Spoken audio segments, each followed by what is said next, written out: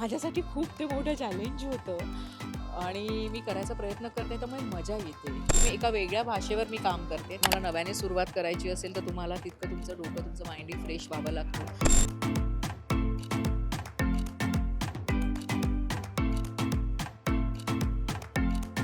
Star प्रवाह वेगवेगळ्या विषय घेऊन नवनवीन मालिका तुमच्या समोर आणतच आहे आणि आत्ता एक अभिनेत्री जिला तुम्ही बरेच दिवस म्हणत होतात की एखादी मालिका कर आणि हा चेहरा कधी आपल्या भेटीला येतोय.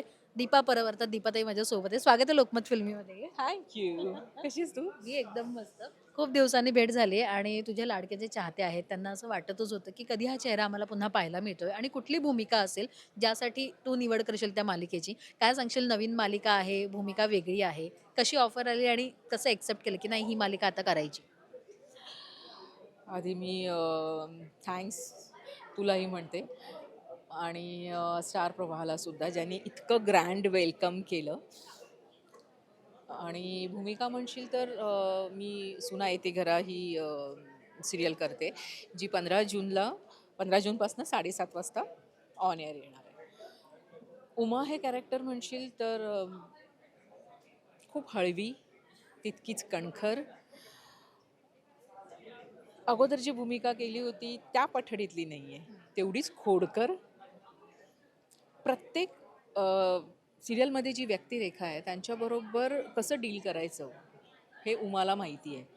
त्यामुळे उमा हे खूप लवेबल कॅरेक्टर आहे किंवा लवेबल व्यक्ती आहे ती. आणि ती करताना मला खूप मजा येते. तिच्यातले वेगवेगळे पैलू, म्हणजे एखाद्यावर रागवली असेल तरी अच्छा रागवली, पण पाठवून लगेच ओ बापरे, आता ह्याला काय सोल्युशन, ह्याला कसं वाचवायचं. सो जो एक जॉईंट फॅमिलीमध्ये एक आई जेव्हा आपण काहीतरी माती खातो आणि बाबा येतात, तेव्हा आईचं जे बाजू घेणं असतं, सावरणं असतं, अच्छा असं असं असं नाही, पण बाबांनाही ते माहीत असतं, अरे मुलाने माती खाल्ली किंवा मुलीने माती खाल्ली. सो ह्या सगळ्या गोष्टी इतक्या करायला मजा येते. बहिणीबरोबरचं रिलेशन खूप वेगळं आहे, स्वतःच्या आईबरोबरचं रिलेशन खूप वेगळं आहे. म्हणजे आई समोर आहे पण ती बोलू शकत नाही. सो ह्या खूप वेगळ्या वेगळ्या गोष्टी आहेत आणि ना ह्या कॅरेक्टरला खूप वेगळे कंगोरे आहेत, खूप पैलू आहेत. ते करताना मलाही खूप अभ्यास. आणि सगळ्यात पहिलं म्हणजे भाषा. अ, माझ्यासाठी खूप ते मोठं चॅलेंज होतं आणि मी करायचा प्रयत्न करते, त्यामुळे मजा येते की आम्ही जेव्हा आउटडोअर शूटला गेलो होतो तेव्हा तिथे सासनकाठी, म्हणजे हे मला माहीत नव्हतं कसं फिरवतात. खूप सातारा खूप सुंदर आहे. सातारा बेस ही सिरियल आहे. त्यामुळे मजा येते आणि खूप छान वाटतं एका वेगळ्या लँग्वेजमध्ये बोलताना.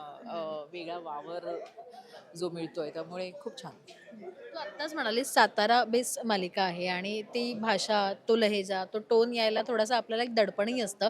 कारण भरपूर माणसं प्रेक्षक जेव्हा बघत असतात तेव्हा त्यांना लगेच आपलंसं वाटतं की हे नाही, ही भाषा आपली आहे. कोणाकोणाकडनं शिकतेस, ते प्रयत्न केलेस की नाही ह्याच्याकडनं शिकेन, किंवा साताऱ्यात असं कोणी आहे तुझं की ज्याच्याकडनं तुला खरे इनपुट्स मिळाले असतील शिकवण्यापेक्षा? ॲक्च्युली नाही, मी कोकणातली परब असल्यामुळे. पण आमच्या सेटवर सागर म्हणून क्रिएटिव्ह डिरेक्टर आहेत, ते सातारचे आहेत. त्याच्यामुळे जो हेल कसा असतो, कसं बोलायचं, आणि ना ही गोष्ट माझ्या आयुष्यात खूप मोठी आहे की मी एका वेगळ्या भाषेवर मी काम करते. त्याच्यामुळे ते चॅलेंज, आणि त्यामुळे खूप मजा येते करायला. So I am enjoying. Yes. Ashok sir आहेत सोबत आणि त्यांनी आत्तापर्यंत खरं तर प्रवाहासोबत जवळपास 10 मालिका केलेल्या आहेत ऑलरेडी. सो त्यांचा एक वेगळा दांडगा अनुभव आहे या चॅनल सोबतचा. पण त्यांच्यासोबत काम करताना, कारण त्याच्या आधीच्या त्यांचे रोल तू बघितले असशील. कशा प्रकारचं ट्युनिंग आहे तुमच्या दोघांचं? कारण नवरा बायकोचं कॅरेक्टर आम्हाला तुमचं पाहायला मिळते. ते ट्युनिंग कसं आहे? काय एकमेकांमध्ये चर्चा होते का याबाबतीत, की कॅरेक्टर वाईज आणि ह्या सगळ्या गोष्टींची? डेफिनेटली खूप कम्फर्ट लेवलला आणतात तुम्हाला ते. ॲक्शन रिॲक्शन्स किंवा खूप मोठेपणा आहे त्यांचा तो, कारण खूप सिनियर आहेत ते. त्यांच्याकडनं बऱ्याच गोष्टी शिकायलाही मिळतात आणि ते ऐकतात सुद्धा. म्हणजे खूप म्हणजे "सर हे असं केलं तर चालेल का?" असं म्हटल्यावर ना, "ओके, करूया चला." आणि नंतर ते थँक्सही म्हणतात किंवा मीही त्यांना थँक्स म्हणते. असं राहिलंच नाही आहे की "अरे, मी अशोक सरांबरोबर काम करते. हां, मी अशोक सरांबरोबर. अशोक सर मजा येते. अशोक सर काय हो करताय?" सो पूर्ण जी फॅमिली आमची, जो परिवार आहे, मुलं आहेत, समोरच्या घरात, म्हणजे 2 घरं आहेत ॲक्च्युली. माझी आई आहे, माझा भाऊ आहे, माझी बहीण आहे, भावाची मुलगी आहे. तो खूप खूप खूप खूप लोक आहेत. आणि मला असं पहिल्यांदा इतका, म्हणजे आपण म्हणतो ना, भराभुरा परिवार मिळालाय, खूप कॉम्बिनेशन सीन्स आहेत, खूप मजा येते. त्यामुळे अशी थोडीशी स्पेस मिळते. आता तुमचे बोला तुम्ही. पण आता शर्मिष्ठा सोबत एक मैत्रिणीचं नातं असेल, कारण आता मी स्टेजवर तुम्हा दोघींना एकत्र पाहिलं, तुम्ही हात पकडून होतात एकमेकींचा. सो तिच्यासोबत एक काम करण्याचा अनुभव आणि ह्याच्या आधी तिच्यासोबत कधी काम करण्याचा योग आला होता का पहिल्यांदा एकत्र काम करताय? मी पहिल्यांदा एकत्र काम करते. तिचं म्हणणं असं, तिने मी लोकांना विचारलं तर तिला असं सांगितलं की दीपा खूप शांत आहे. तर मी तिला म्हटलं हो. पण सगळ्यांबरोबरच नाही, होतं. पण तिच्याशी केमिस्ट्री होती ती खूप छान क्लिक झाली. आणि असं वाटलं की ना, 2 बहिणी आहेत, त्यांचं खूप म्हणजे प्रचंड प्रेम आहे एकमेकींवर.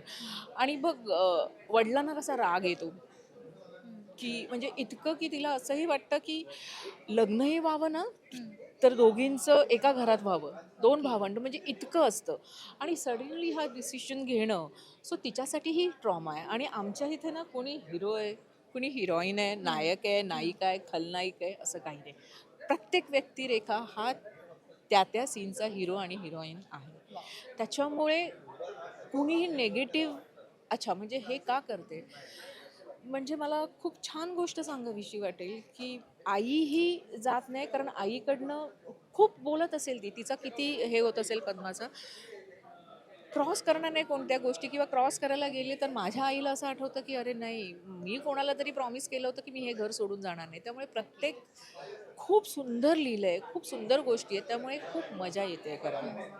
बरं ही मालिका निवडण्याचं तू एक कारण तर सांगितलंस आम्हाला, पण ह्याच्या आधी मध्ये बराच जो गॅप गेला, आधी एक मालिका केली होती त्याच्यानंतर कुठल्या प्रकारच्या मालिका तुला आल्या की ती रिजेक्ट केल्या या मालिकेसाठी किंवा ती स्पेस घेतलीस थोडीशी पर्सनल लाईफसाठी?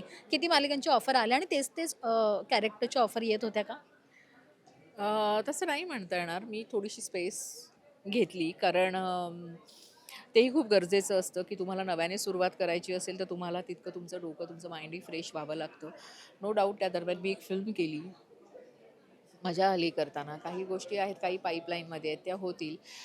अ, पण टीव्ही मिस करत होते. सो चांगला आला रोल आणि विचारलं गेलं, वाचन झालं सगळं. म्हटलं करूया आणि केलं. पण किती मालिका अशा रिजेक्ट वगैरे केल्या की काही तेच हे कॅरेक्टर बघ, येत आहेत कसं किंवा असतं भूमिका ना, येत आहेत? की 2.5 वर्ष, 2 वर्ष तरी एक मालिका चालते, बरोबर? सो पहिली मालिका जेव्हा बंद होते, तर त्यातनं बाहेर पडायला पुढच्या नवीन मालिका जेव्हा सुरू होतात, तर तुम्हाला तो फेस परत नव्याने लोकांनी ॲक्सेप्ट करायचा असेल, तर तेवढा वेळ घ्यावा लागतो. आणि तो मी घेतला. आणि आता आय होप सो नाही, पण चाहते वाट लोकांना बघतायत. उमा आवडेल. हो, आवडेल, नक्की आवडेल. तू म्हणालीस तसं शांत स्वभावाची आहे, पण ही उमा खोडकरही आहे. तर आम्हाला तुझ्यातला एक वेगळा पैलू देखील मला ऑनस्क्रीन कदाचित पाहायला मिळेल असं वाटतंय. सो या मालिकेसाठी खूप खूप शुभेच्छा आहेत आणि थँक्यू सो मच आमच्याशी संवाद साधलास त्यासाठी. Thank you so much.